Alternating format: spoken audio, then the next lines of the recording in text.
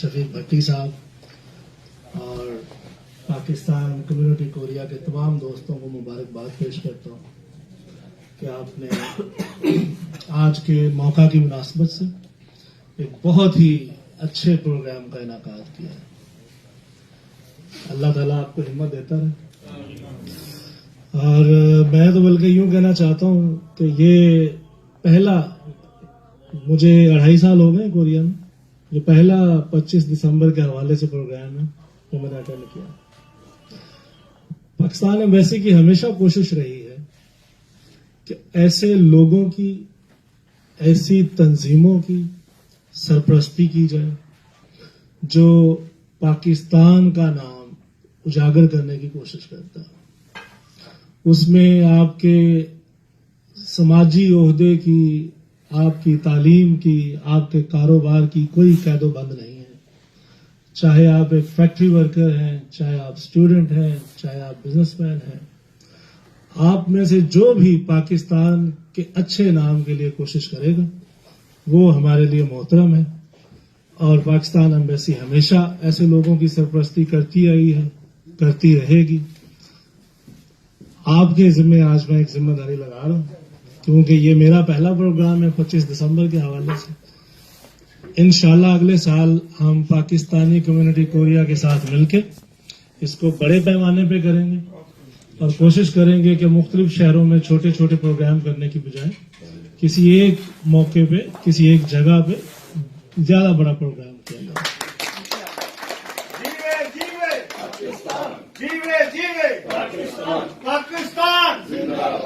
اب میرا کام آپ نے کافی مشکل کر دیا، میں اینڈ پہ ہوں اور آپ لوگوں کو بھوک بھی لگ رہی ہے.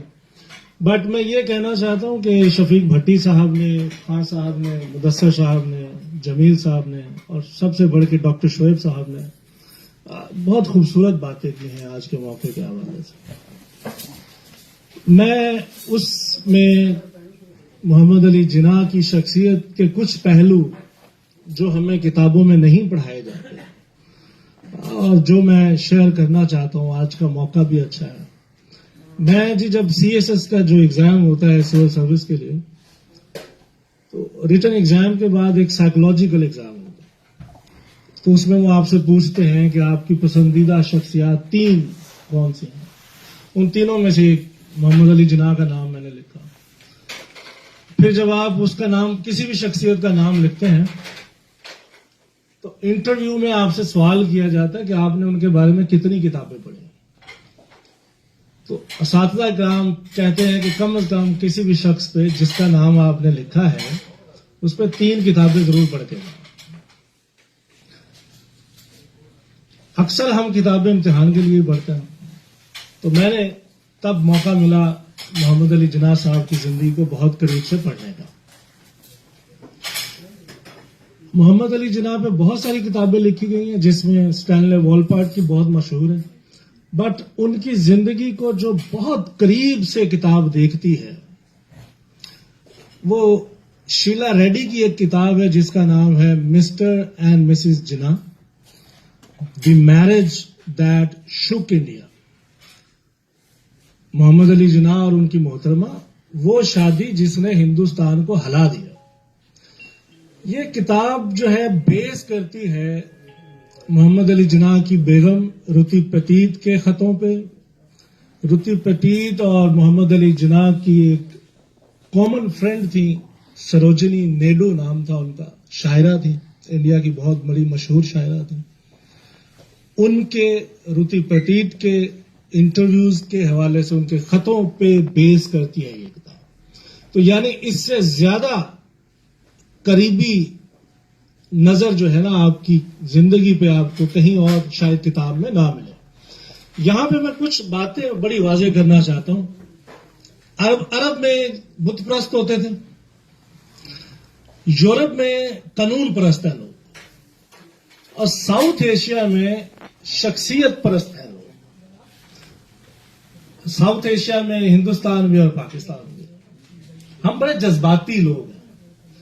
ہمیں جس بندے سے پیار ہو جاتا ہے ہم کہتے ہیں کہ اس بندے میں خامی کوئی نہیں. ہم اس کی خامیوں کو اتنا نظر انداز کرتے ہیں جیسا کہ جمیل صاحب نے کہا کہ ہمیں محاسبہ کرنا چاہیے, خامیوں کو نظر انداز نہیں کرنا چاہیے. بٹ ہم اپنی محبت میں اتنے اندھے ہو جاتے ہیں کہ جو ہمیں اچھا لگتا ہے ہم کہتے ہیں کہ یہ تو اللہ کا ولی ہے, اور جس سے ہماری نہ بنے, جس کو ہم پسند نہ کریں, اللہ معاف کرے, اس کو ہم کافر بھی کہہ دیتے ہیں, یہ بندہ کافر ہے. اللہ کے ولیوں کے بہت سارے چہرے ہیں. ضروری نہیں کہ اللہ کا ولی صرف وہی ہوتا ہے جو نمازیں پڑھتا ہے. یہ خدا کی قبولیت ہے, وہ کس کو کس حالت میں قبول کر لے. یقیناً محمد علی جناح اللہ کے ولی ہوں گے, کیونکہ اگر آپ قرآن مجید بھی پڑھتے ہیں تو آپ کو ایک قرآن میں اور حدیث میں ایک بنیادی بات یہ ملتی ہے کہ تم میں سے بہتر شخص وہ ہے جو دوسروں کے لیے آسانیاں پیدا کرتا ہے. تو اگر اس نقطہ نظر سے دیکھا جائے تو یقیناً محمد علی جناح بہت بڑے اللہ کے ولی ہیں. انہوں نے ہندوستان کے مسلمانوں کے لیے جو آسانی پیدا کی ہے کہ وہ ایک ملک میں اپنے مذہب کے مطابق زندگی گزار سکے, تو یہ شاید اس صدی کا سب سے بڑا کام ہے.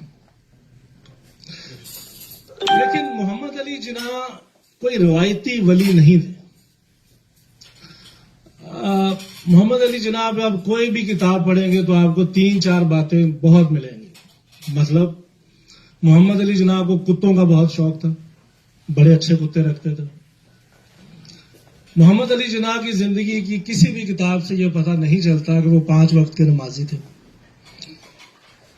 نماز پڑھنے کا ذکر کہیں نہیں. محمد علی جناح وسکی شراب بڑی پسند کرتے تھے. آپ کے بارے میں کہا جاتا ہے کہ آپ بہت بڑی بڑی محفلوں میں جاتے تھے, وسکی کا ایک گلاس لے کے کسی ٹیبل پہ دوستوں کے ساتھ بیٹھ جاتے تھے اور سیاست پہ بات کرتے تھے. عورتوں کا شوق نہیں تھا, کبھی عورتوں کے پیچھے نہیں بھاگے. پھر آپ کے بارے میں یہ بھی کہا جاتا ہے کہ آپ کوئی شرابی قسم کے آدمی نہیں تھے کہ جہاں بیٹھ گئے تو شراب پینا شروع کی اور پیتے چلے گئے. ہر کتاب میں یہ روایت بتائی جاتی ہے کہ ایک وسکی کا گلاس پیتے اور اس پہ بحث کرتے. یہ باتیں میں آپ کو اس لیے بتا رہا ہوں کہ یہ وہ باتیں ہیں جو ہم اپنی محبت میں کبھی ذکر نہیں کرتے. ہم محمد علی جناح کی زندگی کے اس پہلو کو اس طرح چھپا کے رکھتے ہیں کہ یہ اگر بتا دیا تو لوگوں کی محبت ختم ہو جائے گی. ایسا نہیں ہے. اور آج آپ کی پیدائش کے دن پہ ان باتوں کا ذکر کرنا اس لیے میں نے ضروری سمجھا ہے کہ ہم میں سے کوئی انسان پرفیکٹ نہیں ہے. اس محفل میں موجود کوئی بھی انسان پرفیکٹ نہیں. انگریزی کی ایک کہاوت ہے, we hate people for committing sins other than our since.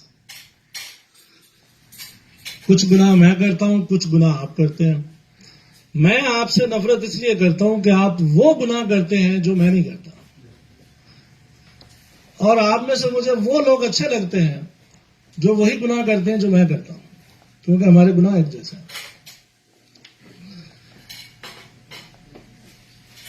محمد علی جناح کے بارے میں یہ باتیں بتانا اس لیے ضروری ہے کہ دنیا میں پیغمبروں کے علاوہ صرف پیغمبر وہ ہستی ہیں جو معصوم پیدا ہوئے اور معصوم دنیا سے گئے. آپ کے علاوہ دنیا میں کوئی شخص معصوم نہیں ہے. ہر انسان میں کوئی خامیاں, کوئی کوتاہیاں ہیں. جیسا کہ میں نے عرض کیا, یہ باتیں بتانے کا مقصد یہ ہے کہ اس سے ہمیں سیکھنا یہ ہے کہ دنیا میں پرفیکٹ انسان ڈھونڈنا چھوڑ دیں, لیکن انسانوں کی خوبیوں اور انسانوں کی خامی دونوں کے سمیت لوگوں کو قبول کرنا سیکھ لیں. ضروری نہیں ہے کہ جو بندہ 5 وقت کی نمازیں پڑھتا ہے انسانوں کے لیے آسانی وہی پیدا کر سکتا ہے. ضروری نہیں ہے کہ جو بندہ شراب پیتا ہے وہ نیک کام نہیں کر سکتا. محمد علی جناح کی لائف کے بارے میں پڑھتے ہوئے میں نے 3 سبق سیکھے. 2 میں نے بتا دیے. ضروری نہیں ہے کہ جو انسان نمازیں پڑھے گا وہی انسانوں کے لیے نیکی پیدا کرے گا, آسانی پیدا کرے گا. ضروری نہیں ہے کہ جو بندہ شراب پیے گا، شراب پینا ایک مثال ہے، کہنے کا مقصد ہے کہ جو برے کام ہیں جن کو ہم برا کام کرتے ہیں، ایسا انسان جو برے کام کرتا ہے وہ نیکی نہیں کر سکتا، یہ غلط بات ہے۔ یہ خدا کی قدرت ہے کہ کس شخص سے کون سا نیک کام لے لے۔ تو انسانوں سے نفرت یا محبت اس لیے مت کریں کہ اس میں یہ خوبیاں ہیں، اس میں یہ خامیاں ہیں۔ انسان سے محبت کریں کیونکہ وہ انسان ہے، آپ خدا نہیں ہیں۔ 1893-94 میں گورنمنٹ نے یہ کہا کہ اس سال، اچھا اب جیسا کہ ہمارا نظام تعلیم ہے کہ آپ ایف اے تب کر سکتے ہیں اگر آپ کے پاس میٹرک کی سند ہوگی۔ 1890s میں لنکن ان میں ایسا کوئی قانون نہیں تھا کہ آپ لاء میں داخلہ تب لے سکتے ہیں اگر آپ نے میٹرک کیا، ایسا کوئی قانون نہیں تھا۔ شرط صرف یہ تھی کہ یہ ایگزام کوئی بھی بندہ پاس کر لے، چاہے اس نے میٹرک کیا، بی اے کیا، ایم اے کیا، چاہے کچھ بھی نہیں کیا، اس کو داخلہ مل جائے گا۔ 1894 میں گورنمنٹ نے لیٹن کی شرط ختم کر دی اور 2 دفعہ فیل ہونے کے بعد ایڈمیشن میں محمد علی جناح کو تیسری دفعہ ایڈمیشن مل گیا کیونکہ لیٹن کا ایگزام ختم ہو گیا۔ 1876 سے لے کے 1894 کا محمد علی جناح ایک مختلف انسان تھا، ایک نالائق انسان تھا، بٹ 1894 کے بعد کا محمد علی جناح ایک ایسا عظیم انسان بنا جس کی مثال کم از کم ہمیں ماڈرن ہسٹری میں نہیں ملتی۔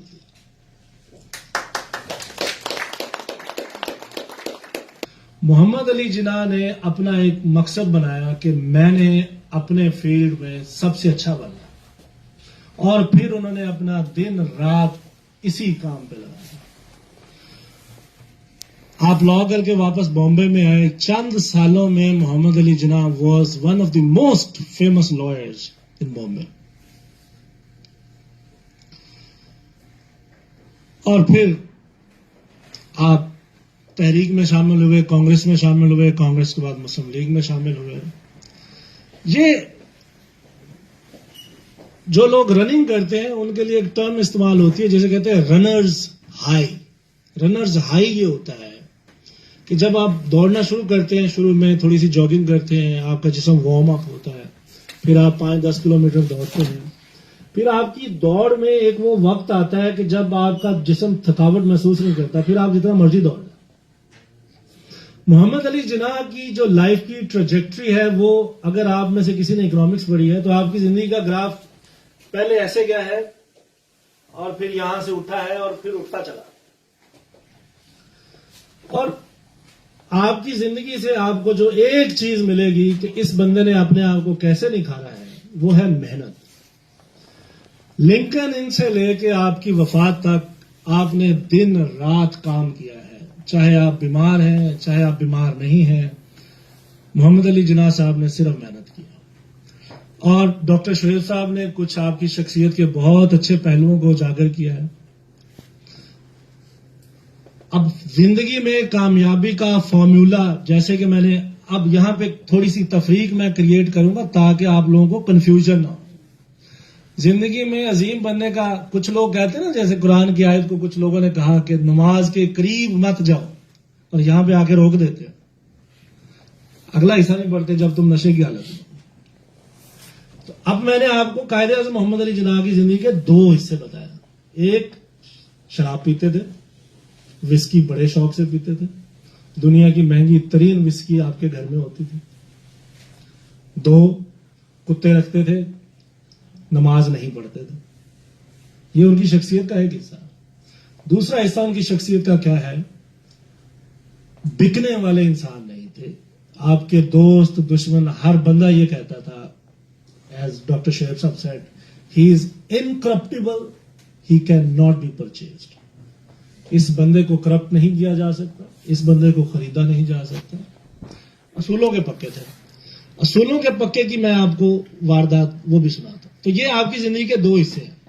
اس میں تفریق کرنا اس لیے ضروری ہے، اب آپ یہ مت سمجھیے گا کہ عظیم وہ بن سکتا ہے جو شراب پیے، وسکی پیے، نماز نہ پڑھے اور کتے رکھے۔ محمد علی جناح کی عظمت کا ان چیزوں کے ساتھ کوئی تعلق نہیں۔ یہ ان کی دیکھیں ہر شخصیت میں لیٹ سے کوئی 12 منظر ہے، اس شخصیت میں سے 4 منظر صرف یہ ہے: وسکی پینا، کتے رکھنا، نماز نہ پڑھنا. اور اس شخصیت کے باقی منظر کیا ہے؟ محنت کرنا، نہ بکنا، اصول بنانا، اس پہ قائم رہنا، کسی کو دھوکہ نہ دینا، ایسی محفلوں میں نہ جانا جہاں پہ دوسروں کی برائی کی جا رہی ہو، ایسی چیزوں میں انوالو مت ہونا جو دوسروں کے لیے نقصان دہ ہو.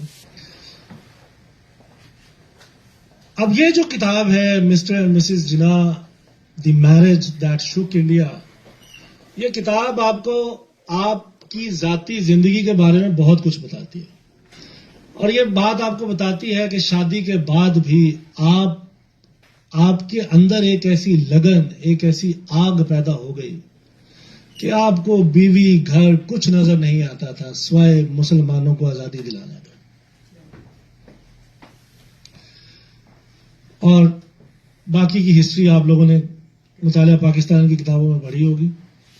آپ نے بہت اپنی صحت کا نقصان کیا، بڑے مولویوں نے آپ کی مخالفت کی،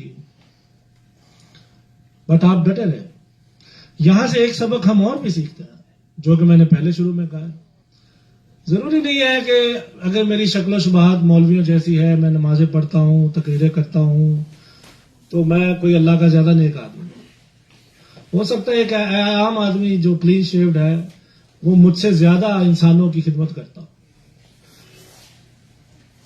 قبولیت وہ اللہ تعالیٰ کی ہے، وہ کس کو قبول کرتے ہیں، کس کو قبول نہیں کرتے.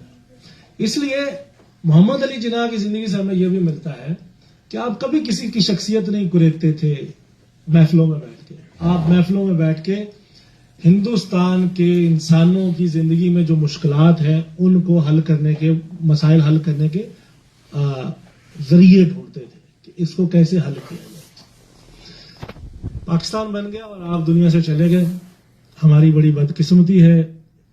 انڈیا بہت خوش نصیب تھا اس معاملے میں کہ ان کا پہلا پرائم منسٹر کوئی 16-17 سال اس کو حکومت کرنے کا موقع ملا. ہم بڑے بد نصیب تھے اس لحاظ سے. محمد علی جناح 1948 میں دنیا سے چلے گئے اور ہمارا ملک اس طرح سے آگے نہیں بڑھ سکا. بٹ میں ایک بات یہ کہنا چاہوں گا، مدثر نے بڑی اچھی بات کی اور میں بڑا شکر گزار ہوں کہ انہوں نے یہ بات کی. پاکستان آپ کا ملک ہے، آپ وہاں پہ پیدا ہوئے، آپ کے ماں باپ، بہن بھائی، رشتہ دار سب وہاں رہتے ہیں. جب آپ پاکستان کو برا کہتے ہیں تو آپ ساروں کو برا کہتے ہیں. جمیل صاحب اس وقت یہاں پہ موجود نہیں ہے، بٹ میں اس بات سے بہت اختلاف کرتا ہوں کہ پاکستان کے جو آج حالات ہیں وہ اس لیے ہیں کہ ہمارے حکمران کرپٹ ہیں.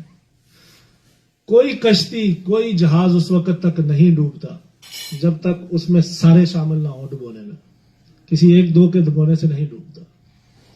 پاکستان، پہلی بات تو یہ کہنا کہ پاکستان نے ترقی نہیں کی، یہ غلط بات ہے، یہ نہایت ہی غلط بات ہے. جو لوگ یہ کہتے ہیں نہ تو انہوں نے شاید پاکستان کی اکنامک ہسٹری پڑھی ہے، نہ انہوں نے پاکستان کے 1947 کے حالات پڑھے. اب آپ مجھے بتائیں، ایک ایسا ملک جب وہ بنا تو آپ کے پاس افسر نہیں تھے سول سروس کے، آپ کے پاس فوجی تھے، فوجی افسران نہیں تھے، اسکول نہیں تھے آپ کے پاس، ریلوے روڈ نہیں تھے آپ کے پاس، آپ کے پاس ایک بھی ایئرپورٹ نہیں تھا. آپ 1947 میں اپنا جی ڈی پی دیکھ لیں اور آج اپنا جی ڈی پی دیکھ لیں. کتنے سال ہوئے آپ کے ملک کے بنے کو؟ 70 سال. دنیا کا کون سا ملک ہے جو 70 سال میں اتنی سی جگہ کے ساتھ جتنے میں ہم میں دنیا کی ایٹمی طاقت ہے؟ کون سا ملک ہے جہاں پہ لاکھوں لوگ ننگے پاؤں ہجرت کر کے گئے؟ ایک ماڈرن ہسٹری میں، دنیا کی ماڈرن ہسٹری میں مجھے ایک ملک بتائیں جہاں اس ملک کی آلموسٹ آدھی آبادی دوسرے ملک سے ہجرت کر کے آئی اور اس کے باوجود اس کے ملک کے لوگ ابھی بھی دنیا میں پاکستان کا نام ڈیولپنگ کنٹریز میں آتا ہے. ہم افریقہ سے آگے، ہم ایشیا کے بہت سارے ملکوں سے آگے، نیپال، بنگلہ دیش، افغانستان، شری لنکا. آپ کا جو پوائنٹ آف کمپٹیشن ہے نا, ہم جب بھی پاکستان کا مقابلہ کرتے ہیں امریکہ کے ساتھ, انڈیا کے ساتھ, چائنا کے ساتھ, ساؤتھ کوریا کے ساتھ, کوئی خدا کا خوف کرو یار. 70 سال کا بچہ ہے اور آپ اس کا مقابلہ کرا رہے ہیں. امریکہ کی کتنی عمر ہے, یو کے کی کتنی عمر ہے, ٹھیک ہے چائنا کی عمر ہماری جتنی ہے, کتنا بڑا ملک ہے, اچھی پالیسیز بن گئی, ٹھیک ہے, لیکن یہ دو باتیں اس میں. آپ یہ کہہ سکتے ہیں کہ پاکستان نے اتنی ترقی نہیں کی جتنی کی جا سکتی تھی, بٹ یہ کہنا سراسر غلط ہے کہ پاکستان نے ترقی نہیں کی. 1947 میں ہمارے پاس کچھ نہیں تھا, ہمارے پاس ریلوے نہیں تھا, ہمارے پاس ایئرپورٹس نہیں تھے, ہمارے پاس ٹرانسپورٹیشن کا سسٹم نہیں تھا, ہمارے پاس سڑکیں نہیں تھی, ہمارے پاس انڈسٹری نہیں تھی. آپ تاریخ پڑھ کے دیکھیں, آپ کے پاس انڈسٹری ساری کی ساری پٹسن کی بنگلہ دیش میں تھی, انڈیا میں تھی, کراچی میں تھوڑا سا تھا, کچھ بھی نہیں تھا ہمارے پاس, اسلحہ نہیں تھا آپ کے پاس, گنی چنی چند 100 بندوقیں ملی ہیں آپ کو. وہاں سے ہم چلے ہیں 1947 میں, آج ہم کہاں کھڑے ہیں؟ دنیا کی بڑی معیشتوں میں پاکستان کا نام آتا ہے, دنیا کی 10-12 ایٹمی قوتوں میں ایک پاکستان ہے. انڈیا کی ہم بڑی تعریف کرتے ہیں, انڈیا کا جو پاورٹی ریٹ ہے وہ پاکستان سے کئی گنا زیادہ ہے. جو نمبر آف پیپل بھوکے رہتے ہیں پاکستان میں کم ہے, انڈیا میں زیادہ. ٹھیک ہے, اس کی ایک وجہ یہ بھی ہے کیونکہ آبادی زیادہ ہے. تو میں مدثر شاہ سے بالکل اگری کرتا ہوں, جذبات میں آگے پاکستان کو برا بھلا کہنا بھی مناسب نہیں ہے. پاکستان نے الحمدللہ بڑی ترقی کی ہے. جذبات میں آگے یہ کہنا بھی مناسب نہیں ہے کہ اگر پاکستان صحیح ترقی نہیں کر سکا تو وہ صرف اور صرف پولیٹیکل کلاس کی وجہ سے ہے. اس میں ہم سب قصوروار ہیں. قومیں ترقی کیسے کرتی ہیں؟ اب میں نے آپ کو محمد علی جناح کی سٹوری اس لیے سنائی ہے کہ میں اس کو ریلیٹ کر سکوں. محمد علی جناح نے ترقی کیسے کی ہے جی؟ جب ہر پاکستانی محنت کرے گا تو پاکستان بھی ترقی کرتے ہیں. میں نے آپ کو محمد علی جناح کی زندگی کے جو چیدہ آسپیکٹس بتائے ہیں, اس کا مقصد یہ ہے کہ آپ اگر کوریا میں محنت مزدوری کرنے آئے تھے تو آپ اس بات کو اپنی کمزوری مت بنائیں, آپ اس کو اپنی خامی مت بنائیں, اپنی کمزوری بنا کے نہ بیٹھے رہیں کہ جناب میں تو غریب گھر میں پیدا ہوا تھا, میں تو مزدور آدمی ہوں, میرا تو محمد علی جناح بننے کا چانس ہی کوئی نہیں. ٹھیک ہے, محمد علی جناح روز روز پیدا نہیں ہوتے اور ہم بن بھی نہیں سکتے. یا جناب میں تو ان پڑھ آدمی ہوں, میرا بچہ جو ہے وہ عظیم آدمی نہیں بن سکتا. یہ سب ایلوژنز ہیں. ان چیزوں کو, ان کمزوریوں کو اپنے آپ سے دور کریں.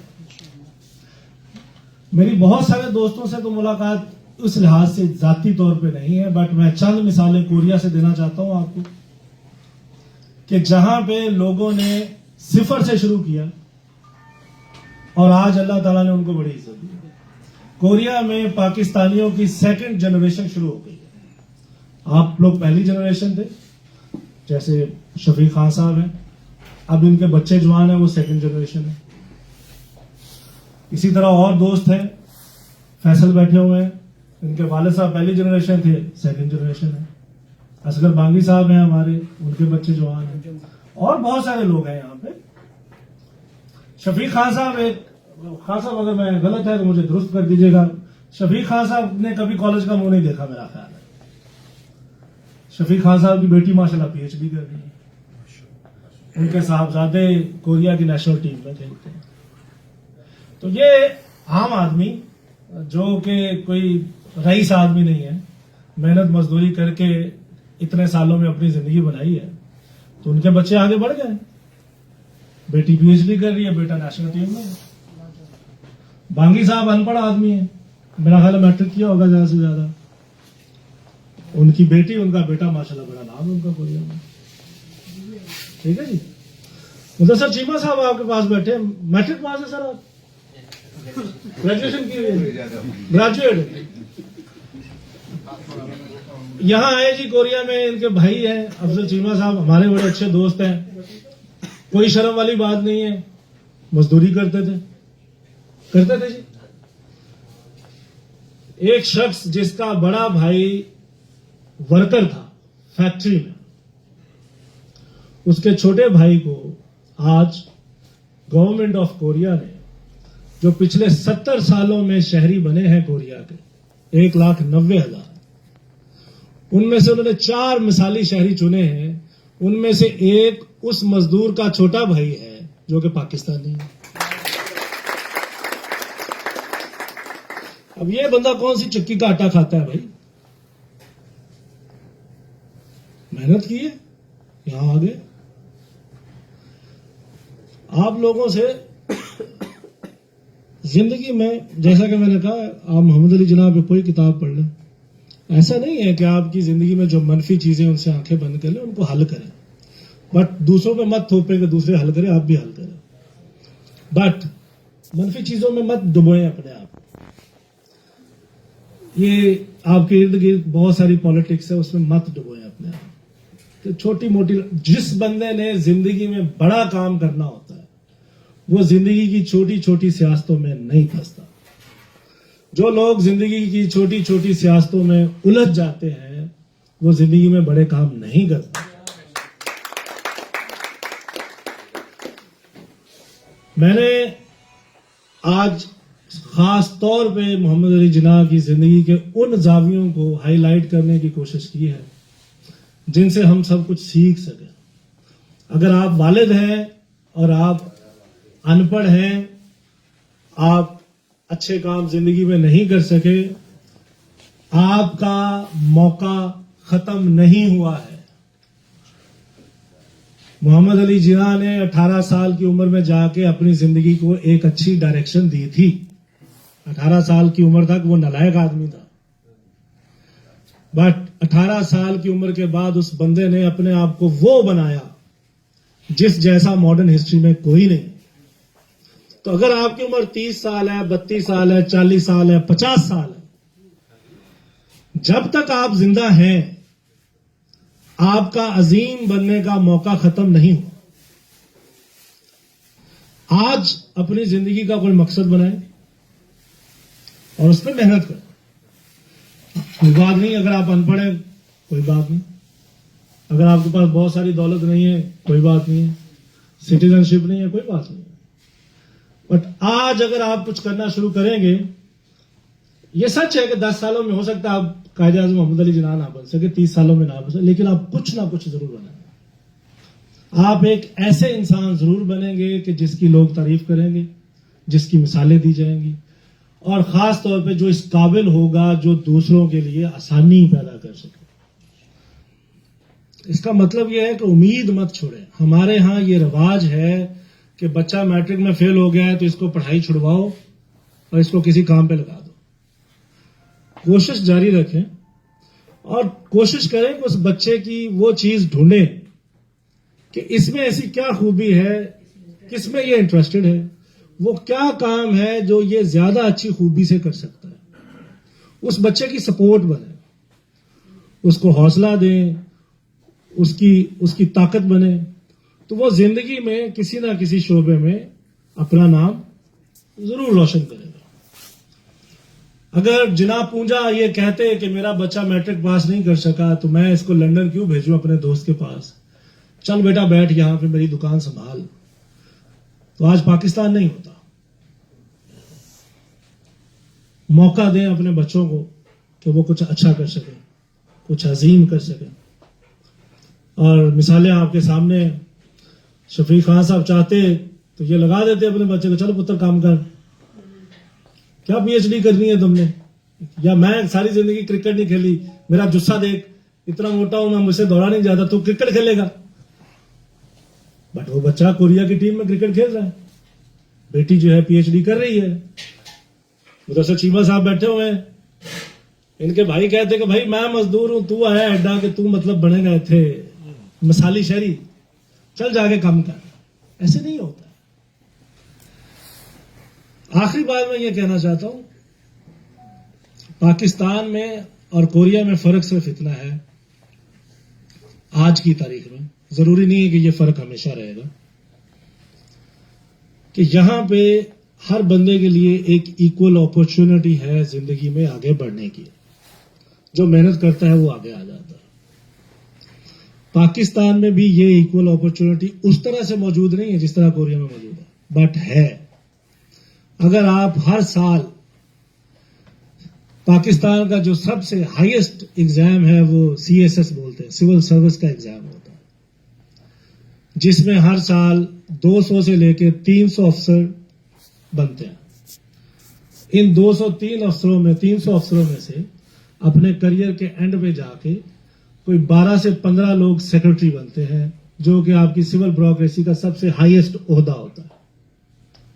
آپ کی سول سروس میں 80% آفیسرز لوئر مڈل کلاس اور مڈل کلاس فیملی سے آتے ہیں،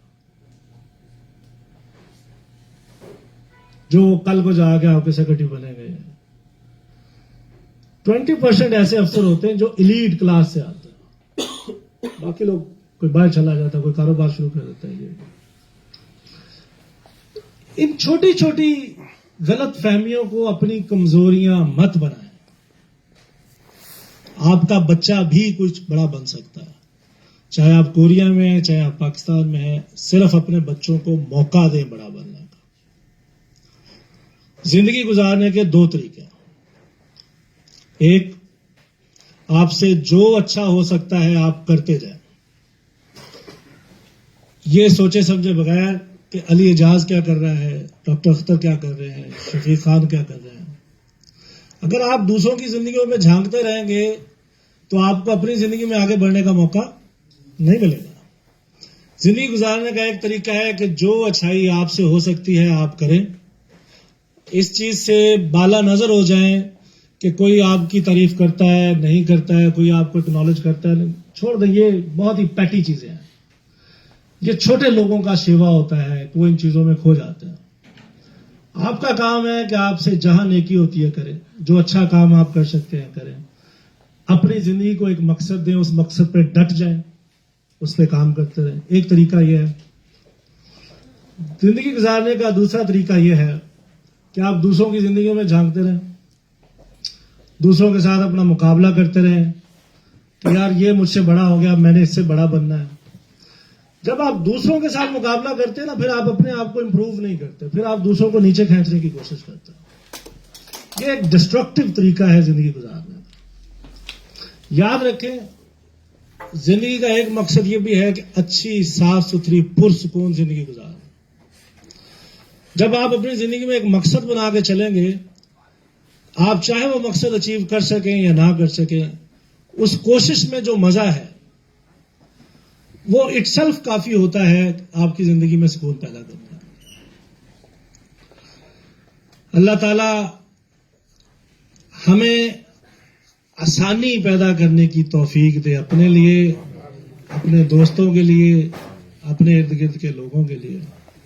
اللہ تعالی ہمیں توفیق دے کہ ہم ہمت کرتے رہیں، ہمت نہ ہاریں، اچھے کام کرنے کی توفیق دیتا رہے، اور یہ زندگی ہماری بھی بہتر ہوتی رہے اور ہم دوسرے انسانوں کی زندگی میں بھی کچھ اچھا کرنے کے قابل بنے رہے.